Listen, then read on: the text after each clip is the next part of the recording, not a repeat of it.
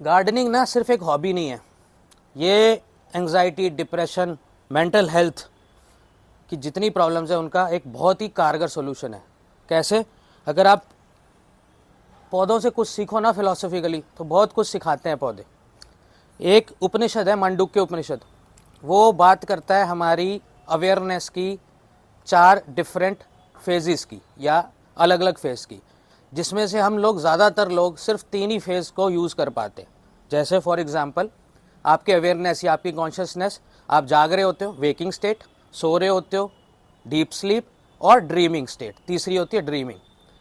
तो ये तीनों ना मांडुक्य उपनिषद ने एक चौथी स्टेट की बात की है, तुरियम, यानी कि प्योर कॉन्शियसनेस, ब्राह्मण जिसको बोलते हैं, वो तत्व जिसको छंदोग्य उपनिषद में बोला गया तत्वम असि।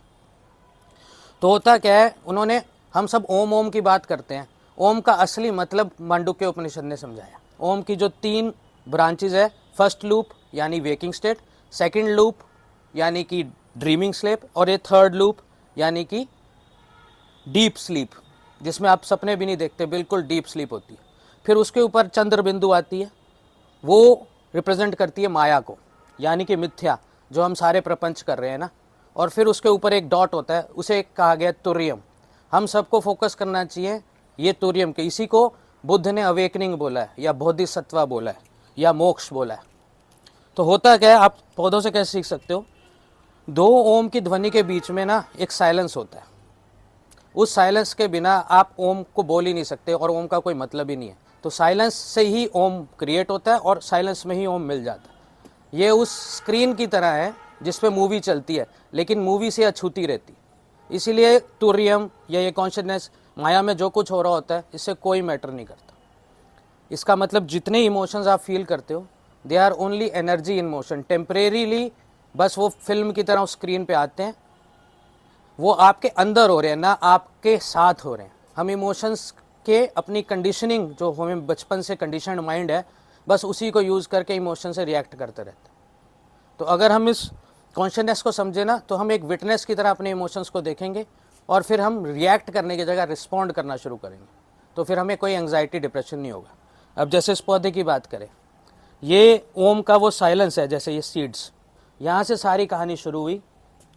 फिर ये पौधा देखो इतना बड़ा बना, इसने ये फूल भी दिए, ये फूल दे रहा है, फिर ये फ्रूट दिए। फिर अब जैसे इसकी एज हो गई है, जैसे हम इंसान भी बुढ़े होते हैं तो बीमारी आती है, अब आप देखोगे एज हो गई, जैसे जैसे जब एज हो जाती है तो इनको आप देखोगे कीड़े लगने लगते हैं। ये देखो कितने कीड़े यहाँ लगे हुए हैं, ठीक है। जब ये छोटा था, जवान था, तब कुछ नहीं इसको हो रहा था, अच्छे से फ्रूट दे रहा है। ये देखिए ये कीड़े हैं।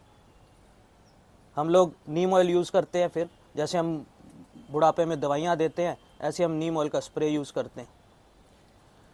और फिर एक दिन ये वापस इस तरह से सीड से कहानी शुरू हुई थी, और वापस इसने हमें ये पकने के बाद ये फिर सीड्स दे दिए। तो साइलेंस से ही सब शुरू हुआ, और साइलेंस में ही सब मिल गया। इसीलिए हम सबको स्ट्राइव करना चाहिए इस प्योर कॉन्शियसनेस को समझने का, और प्रैक्टिस करनी चाहिए प्योर कॉन्शियसनेस की तरह अपने इमोशंस को विटनेस करने का। तो आप देखेंगे जितना मेंटल हेल्थ अभी क्राइसिस चल रहा है, सब रिजॉल्व होने लगेगा।